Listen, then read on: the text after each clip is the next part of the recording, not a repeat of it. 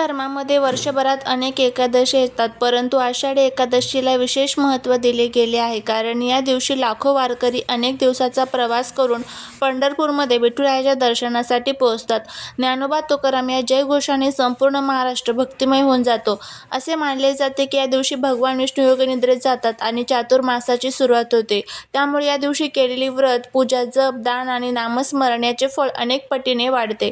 मित्रांनो, या आजच्या विशेष माहितीमध्ये आपण जाणून घेणार आहोत आषाढी एकादशीच्या दिवशी सकाळी उठल्यापासून रात्री झोपेपर्यंत कोणते नियम पाळावेत, भगवान विष्णूंची पूजा कशी करावी, कोणत्या चुका टाळाव्यात, कोणते पदार्थ खावेत, कोणते पदार्थ खाऊ नयेत आणि विशेषतः असे 3 पदार्थ कोणते आहेत जे या दिवशी प्रसाद म्हणून ग्रहण केल्यास घरात सुख, शांती, समाधान आणि समृद्धीचे वातावरण निर्माण होते, अशी धार्मिक श्रद्धा आहे. त्यामुळे ही माहिती शेवटपर्यंत नक्की ऐका.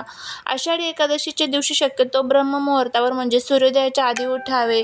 त्यानंतर भगवान विष्णूंच्या पलंगावर बसून विष्णूंचे स्मरण करावे. ओम नमो भगवते वासुदेवाय किंवा श्रीराम जय राम जय जय राम या मंत्राचा काही वेळ जप करावा. त्यानंतर स्नान करावे. स्नानाच्या पाण्यात थोडेसे गंगाजल किंवा तुळशीचे पान टाकल्यास ते अधिक शुभ मानले जाते. स्नानानंतर स्वच्छ वस्त्रे परिधान करावी. शक्य असल्यास पिवळ्या किंवा पांढऱ्या रंगाचे कपडे घालावेत, कारण हे रंग भगवान विष्णूंना प्रिय मानले जातात. त्यानंतर देवघर स्वच्छ करून भगवान विष्णू, विठ्ठल रुक्मिणी किंवा श्रीकृष्ण यांच्या प्रतिमेसमोर तुपाचा दिवा लावावा. दिवा लावल्यानंतर धूप आणि अगरबत्ती दाखवावी. भगवान विष्णूंना चंदनाचा टिळा लावावा. पिवळी फुले अर्पण करावीत आणि सर्वात महत्त्वाचे म्हणजे तुळशीपत्र अर्पण करावे. तुळशीशिवाय विष्णू पूजा अपूर्ण मानली जाते. म्हणून या दिवशी तुळशीचे विशेष महत्त्व आहे.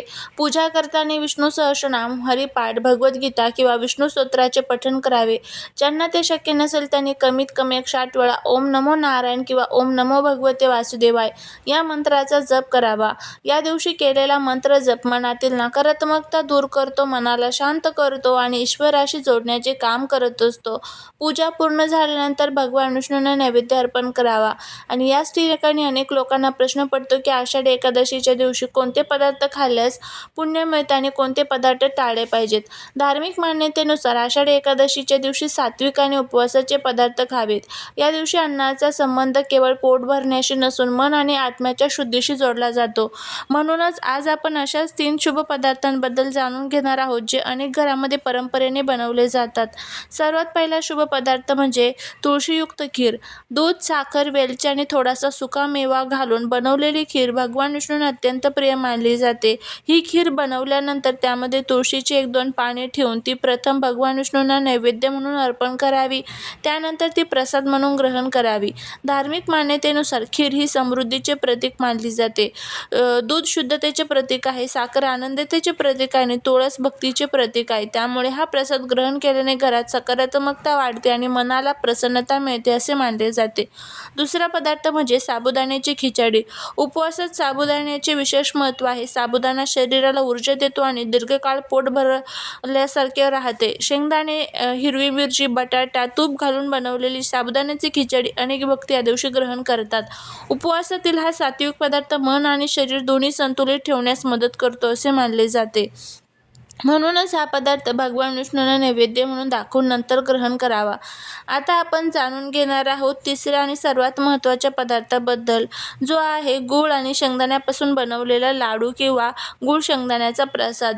या दिवशी अत्यंत शुभ मानला जातो. गूळ हा गोडवा, आनंद आणि लक्ष्मीचे प्रतीक मानले जाते, तर शेंगदाणा हा परिश्रम, स्थैर्य आणि कष्टाचे फळ यांचे प्रतीक मानले जाते. म्हणूनच गूळ शेंगदाण्याचा प्रसाद भगवान विष्णूंना अर्पण करून तो ग्रहण केल्यास घरात सकारात्मक वातावरण निर्माण होते, कुटुंबामध्ये प्रेम वाढते आणि आर्थिक अडचणी दूर होण्यासाठी मानसिक बळ मिळते अशी श्रद्धा आहे.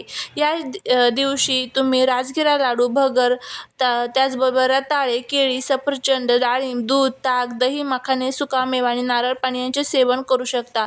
हे सर्व पदार्थ सात्विक मानले जातात आणि उपवासात योग्य मानले जातात. आता जाणून घेऊया आषाढी एकादशीच्या दिवशी कोणते पदार्थ खाऊ नयेत. या दिवशी तांदूळ खाणे अनेक ठिकाणी वर्ज्य मानले जाते. तसेच गहू, ज्वारी, बाजरी, डाळी, हरभरा, मसूर, उडीद, मांसाहार, अंडी, कांदा, लसूण आणि मद्यपान यांचे सेवन करू नये.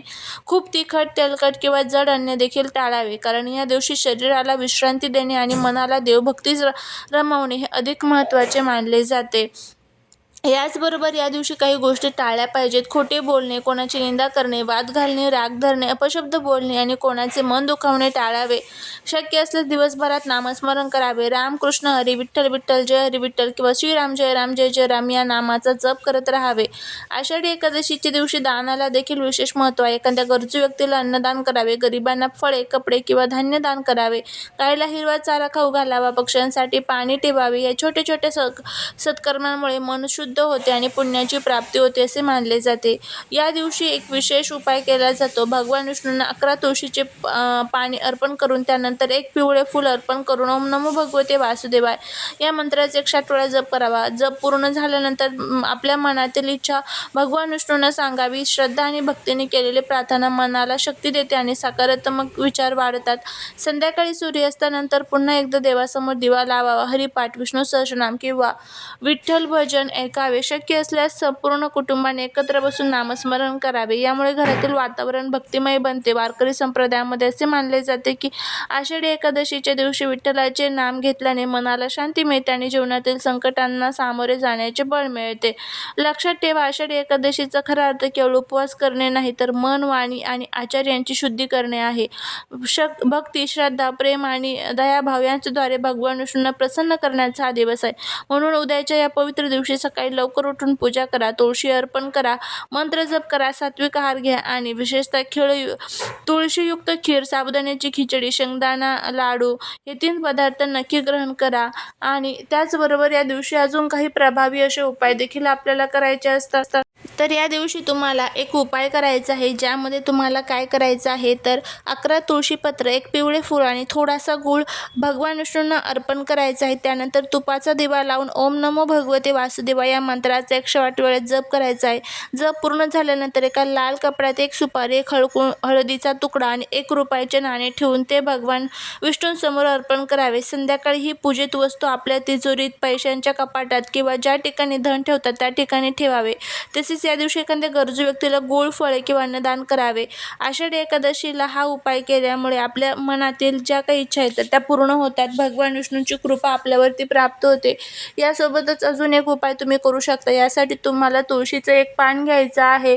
आता या दिवशी तुळशीचे पान तोडत नाही, त्यामुळे तुम्ही आदल्या दिवशी तोडून ठेवायचं. हे पान घेऊन तुम्हाला विष्णू सहस्रनामावलीतील विष्णूंचे जे 1000 नाव आहेत त्याचं पठण करायचं. पहिलं नाव वाचायचं, हे पान भगवान विष्णूंच्या चरणी अर्पण करायचं. ते परत उचलून घ्यायचं, परत दुसरं नाव वाचायचं, हे पान भगवान विष्णूंच्या चरणी अर्पण करायचं. असं तुम्हाला 1000 वेळेस हे पान भगवान विष्णूंना अर्पण करायचं आहे आणि एका लाल कपड्यात बांधून आपल्या पर्समध्ये, पाकिटामध्ये, तिजोरीमध्ये ठेवायचं आहे.